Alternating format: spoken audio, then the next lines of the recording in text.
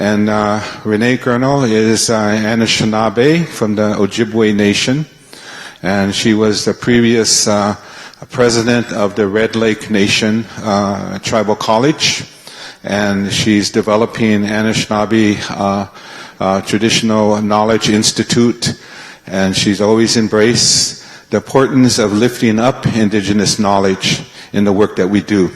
So I'm happy to introduce her. Renee?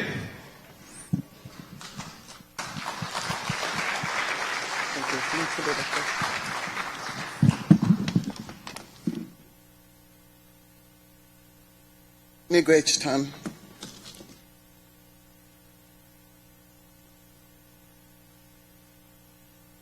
Bonjour and dinaway maganidok. Bonjour, all my relatives. Givita gishiko ko Indigenous. Migizi and Dodem. Misquagami visaga yiganing in Donjiba. I'm from Red Lake, Minnesota, the center of the known universe. And I'm really happy to be here with you people, all you good people here, and listen to the wisdom that I've heard today. Especially want to thank Marlon. You know, he got everybody all wound up and ready to go marching and ready to take on the multinationals, and so that was really good. I wanted to talk a little bit about some of what we need to do within our communities here in the United States to develop the political will to even begin to have this conversation. We're, I think, sometimes in an agreed upon state of being asleep in our own lives, and a lot of the things that have been addressed at this in this meeting are things that we need to take a look at. But this is also the beginning of our national discourse. I think that it's been happening on an international level much more than it has been in our local communities. But I wanted to tell a story that illustrates my way of thinking about this. One day I was driving home from Canada to my home, which is like an hour and a half. I was just going from a meeting in Canada, and I was driving back on these back roads up north in Minnesota. And when I had gone up to this meeting a couple days before, there was the road I was on, there was a lot of trees. And when I came back, it was all clear cut a couple days later. And it happened very fast. And I felt so bad, you know, I was just crying, and I was really thinking about this. And that night I went to sleep, and I was just feeling sick in my body. My body hurt from looking at all that clear cutting and all those trees cut down. And I had a dream. And as you know, all our Indigenous nations, we're dreaming people. We get a lot of our knowledge from dreams. We get a lot of our spiritual direction from dreams. Am I right? So this night I had a dream. And the dreams come in a lot of ways. Sometimes they come in stories. But this night the Spirit was speaking directly. And the Spirit said, it's okay to feel really bad about this, but be comforted that, and to remember, he told me to remember the creation story, and I'll share a little bit of that with you. And then he said, well, I'll tell you about the creation story, and then I'll go into what he said. But in our Anishinaabe creation story, and this has to do with Indigenous science, Indigenous knowledge. And I know, as one of our speakers said earlier, that it's that academia tries to discount it as folklore or not worthy of being part of academia. Well, I don't think academia can really begin to even approach the the scientific knowledge that Indigenous peoples carry in our DNA and in our blood memory. And this is the reason why. When the earth was created, this is the very shortened version of this story, because in our ceremonies it takes many days to talk about this. But at the time of, well, the earth was already created, and so when the Creator said we're going to make another being to live on this earth, and he took up 4 parts of the earth and he molded them in his hands into the most beautiful being that he could imagine. And then he blew the breath of life into this original man. And with that breath of life, he blew into him all of the knowledge of creation. How creation came to be, how creation operates, all of the scientific laws, all of the laws of nature. We come into the world with that inherent in us. That's what the Creator gave to Anishinaabe. And then he lowered, and that's what Anishinaabe means. It means the one who was lowered. And he lowered that original man so gently down on the earth that the original man didn't even want to break a blade of grass or hurt anything. So original man had within him, at the time of creation, all of the knowledge of how creation operates, specifically cause and effect. 2 things. The duality of how the creation is made to operate. That means for every action there is an equal and opposite reaction. That there is a duality within the created world. There is a unity, a spiritual unity that is the Creator beyond that duality. You follow me so far what I'm saying? That in the created world there is the duality, light, dark, male, female, positive, negative charges. Even in the smallest physics, in the study of physics, the smallest particles have within them this duality, the tension that holds the created world in place. So this was part of the original instruction. So the Creator gave to original man a set of ways of being. I suppose you could call them natural laws or original instruction. But they're very simple. But they're so profound because what they have to do with is living in a harmonious relationship with the rest of the creation. And that these are a couple of things that you already know. The first is you give before you take. We always give before we take. We give thanks, we give our offerings, we have a relationship that acknowledges that we are all one spirit. You've heard the phrase, well, everything has a spirit.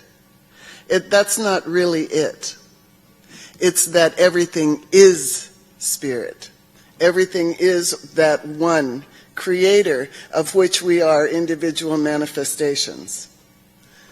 And then we were given an ego with which to experience life. And it can get kind of nuts if you don't watch it. Especially you guys. Kidding. Psych.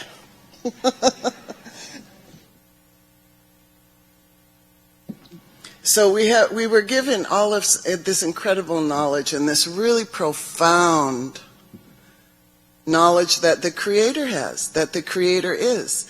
And within that breath of life, He gave to Anishinaabe people and all Indigenous peoples the knowledge, all of this knowledge on how creation operates. This is natural law. We have it within us. It's inherent. And then when the invaders came, they tried to cut us off from our own sources of knowledge. And they did some pretty terrible things to separate us from ourselves. but it still lives within us, just like our languages live within us, and that knowledge lives within us, so that when we hear it, we recognize it.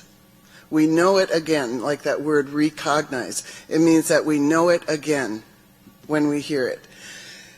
So, in this dream, the Spirit told me to remember the creation story. And I did, and that was the part of it.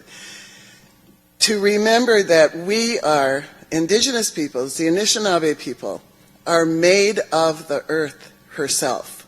The Creator took the earth and He molded the earth into us. Thank you. And then after I was thinking about this, then the Spirit said in this dream, but don't worry about other people setting roots here, because there has been so many generations of Indigenous peoples in this hemisphere, and they have all gone back into the earth, so that by this time, not only are we made of the earth, but she's made of us. Does this sound right to you? Does this sound good? So what happens when we see something that desecrates that sacred understanding? We feel the pain in our body and in our psyche. That's what I was feeling when I saw those trees cut down, like it hurt my body. When you see the tops of the mountains cut off, or you see water so contaminated that nothing can live in it, or you see strip mining, it hurts your body. I know it does, because that's what the Spirit told me. And that there's different places where energy is concentrated in this hemisphere, and that was where our people lived and died, and that's specifically where they tried to take energy from the earth, oil or whatever, but it is our ancestors. It's my grandma, it's your auntie, it's our cousin, it's our generations. And that's why we feel the pain of it in ourselves. Does this make sense to you? It did to me. It did to me at the time. And so that helped me a lot to understand. It doesn't change anything, but it helps to understand it. And it helped me to accept that we carry that knowledge within us, within our blood memory, within our DNA. We can trace ourselves to creation. I mean, I don't know about you guys, but I didn't come across the Bering Strait. The Creator put Anishinaabe right here, or at Red Lake. Oh, I don't know.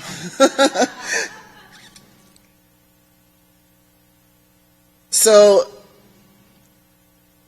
I'm thinking that the way to break through our own colonized thinking, our own colonized mind, is to, in a real deliberate and intentional way, always return to those original instructions.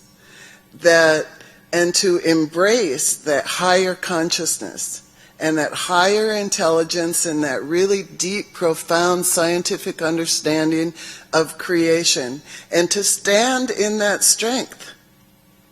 Because otherwise we're always on the defensive, or we're in reaction. But if we stand in that, is it hot in here? Is it just me? Or am I getting wound up? No.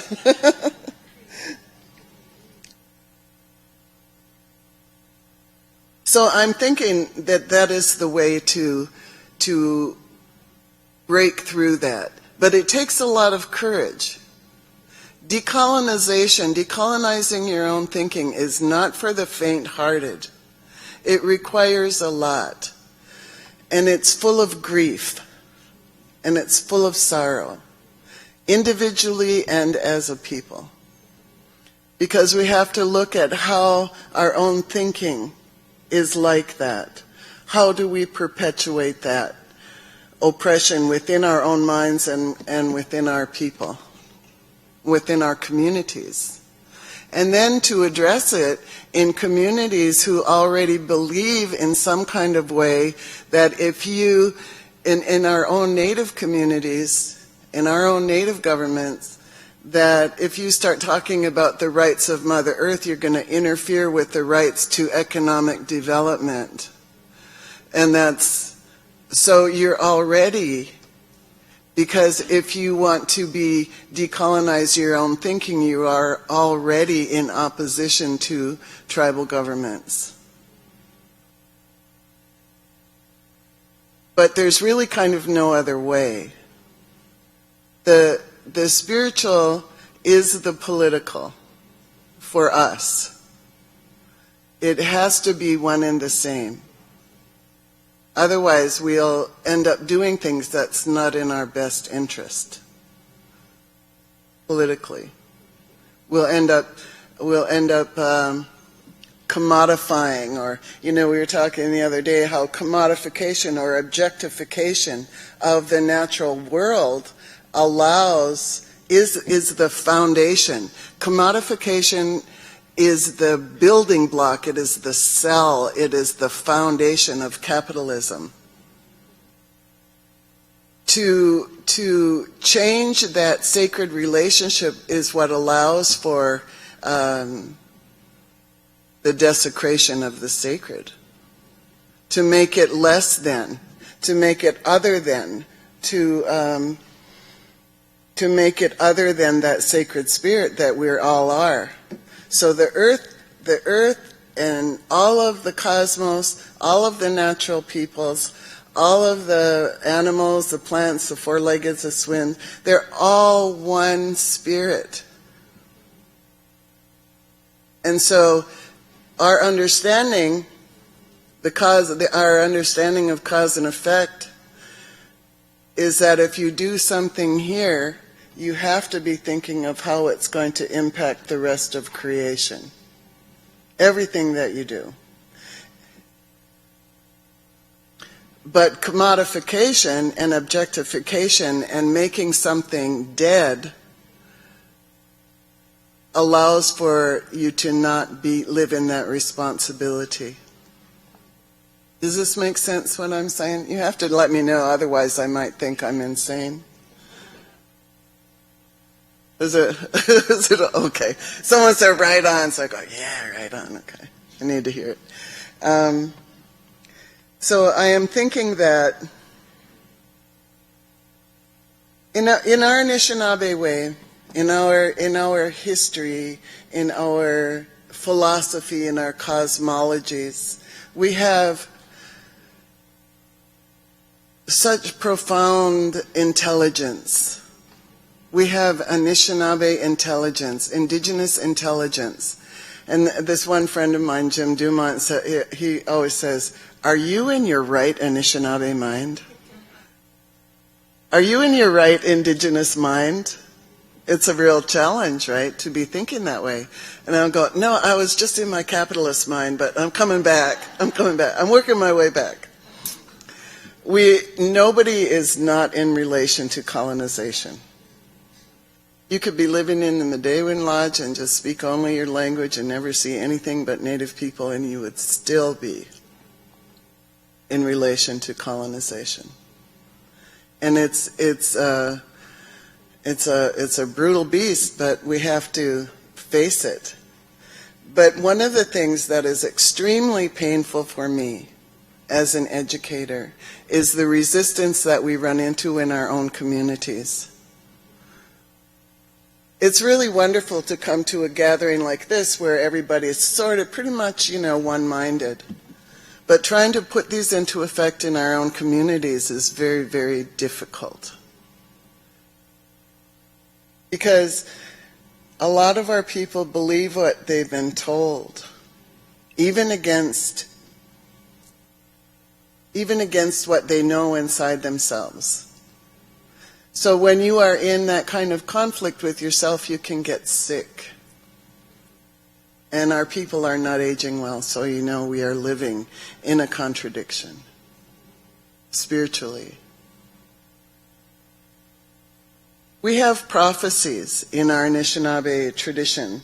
And there's a man coming named Eddie Benton who you'll meet tomorrow and the next day, and he will talk about these prophecies. But there were 7 prophecies, 7 fires, and each fire is a period of time. Now, my mother's generation, they were the children of the 6th fire. They suffered, and the ones couple generations before them. They suffered so much.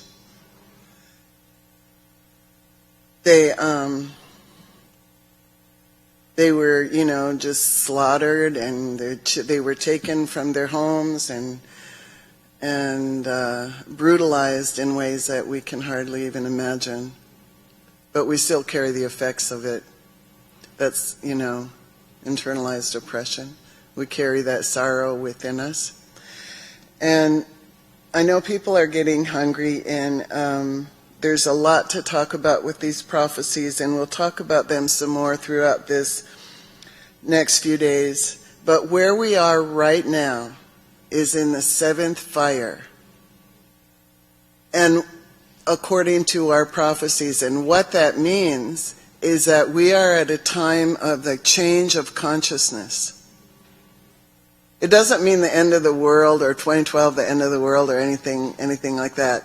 It means a time to wake up to yourself, to wake up to your own knowledge, to wake up to your right Indigenous mind. Are you in your right Indigenous mind? Well, sometimes. I'm working on it. We're working on it, right?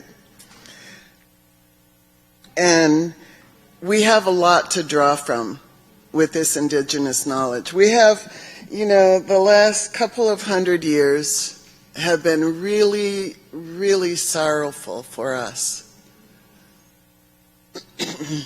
The invaders came over here. They cut down every tree on the continent. They dirtied and contaminated every bit of water. They killed our people. There was 90 million of us. There's just a couple million left, but our population is growing because we really love each other.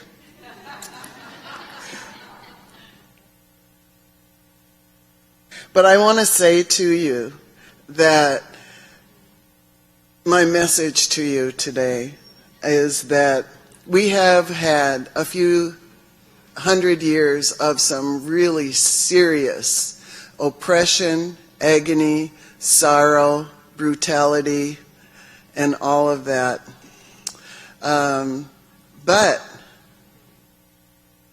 And that's true, and that's what we're up against right now. But what we have to operate from is many, many thousands of years of well-being, of knowledge, of the health of our ways of life and our relationship with this beautiful mother. We are all related because we have the same mother. That's what all my relations means. That we are related because we have the same mother. I mean, not my mom, Margaret, but you know what I'm talking about. So we have a lot to draw from. We have thousands and thousands and thousands of years of knowledge, of science, of art, of deep, deep spiritual analysis that we operate from, natural law, and we can stand in that. We can stand and operate from that position of strength, from that position of truth. So I want to leave you with that message today. So miigwech.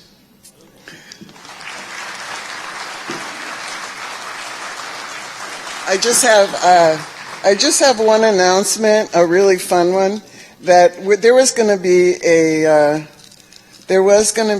a film that we were going to see this evening, and there